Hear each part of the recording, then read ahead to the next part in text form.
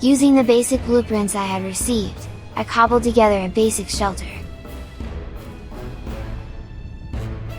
There was a raging storm outside, so even this was better than nothing.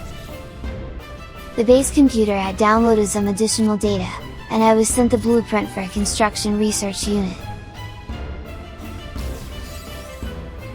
This would allow me to convert old, or damaged tech modules, into advanced construction blueprints. Using the device, I learned the blueprint for a base teleport unit, a biofuel reactor and solar panels. Geez, I'm glad I picked up those tech modules. There were plenty of flora around, so I started harvesting the carbon, using my mining beam. Suddenly, warning, sentinel drones approaching. I had triggered the sentinel suppression measures, and was under attack.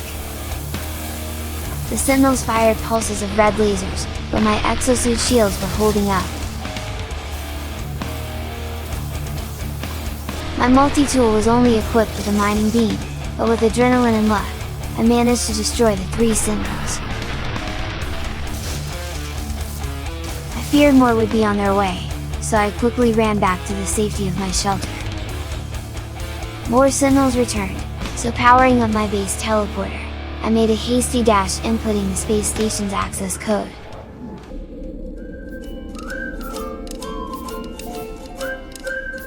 Cartographer Duveen was all too pleased to see me again, and as I needed some more assistance, I purchased a few more planetary charts, before jumping into my ship, and heading out toward the ship distress call.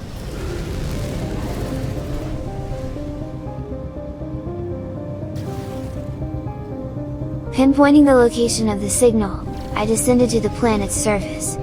It was a clear sunny day, and I could instantly see the glint off the crashed ship's cockpit. Landing nearby, I scanned the ship. It was a B-class Explorer, with a value of over 1 million units when new. Let's see what I can find.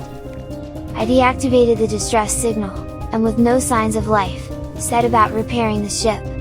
Finders keepers, right?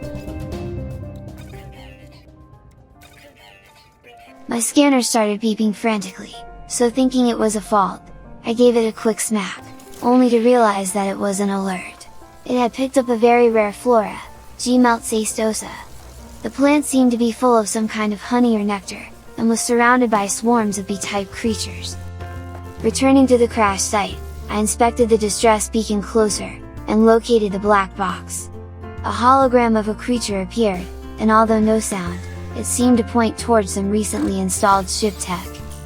Logging the find to my databanks, I should now be able to build a teleporter receiver unit. I was receiving signals from my base computer. It seemed to have decoded some additional data from the previous user, so I headed back to the base to check it out.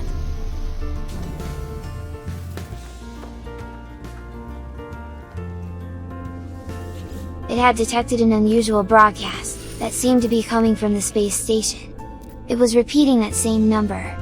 16. What did it mean? Powering up my teleporter, I dialed the space station once again. The first Gek I spoke to, seemed excited to see me, yet when I showed him the number, he went quiet. A sudden strange smelling gas filled the air. Ew! The lifeform next to him seemed friendly, but they too, fell silent after being shown the number. Finally, a Gek who will speak to me. He babbles on, yet his voice fades, and all I hear is a message. We are watching you, traveler friend.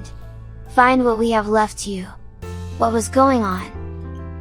Maybe my base computer can help me make something of this code.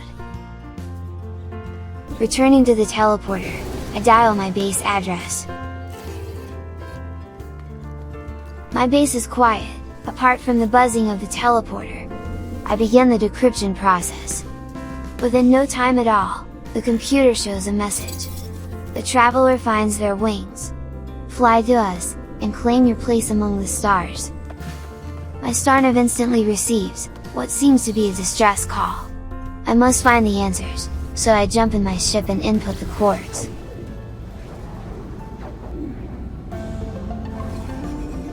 The The coordinates direct me back to the strange planet with the light fissures, but as I descend through the clouds, I see an enormous crashed freighter.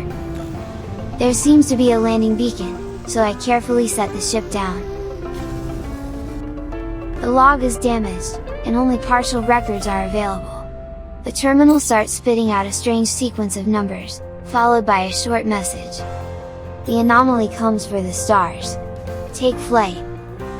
A schematic for a hyperdrive is attached to the end of the message, but this is for a starship, not a freighter? This must have been placed here, after the crash, in the hope it would be found. Exploring the rest of the crash site, I discovered some large cargo containers. Fixing the damaged solenoids, I powered them up. Annoyingly, there was not much, other than a handful of nanites, some launch fuel and some antimatter housings.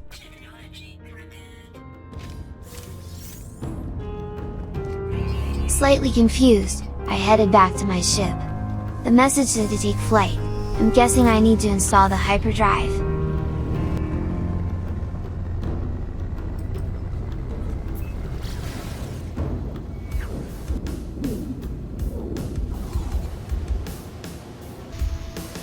Returning to my base yet again, I set about installing the hyperdrive, but soon realized I did not have the materials required. Using my refiner, I managed to make enough chromatic metal and soon had the hyperdrive installed.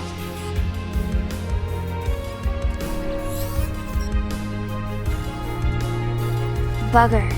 No fuel! I guess I'm not going anywhere just yet.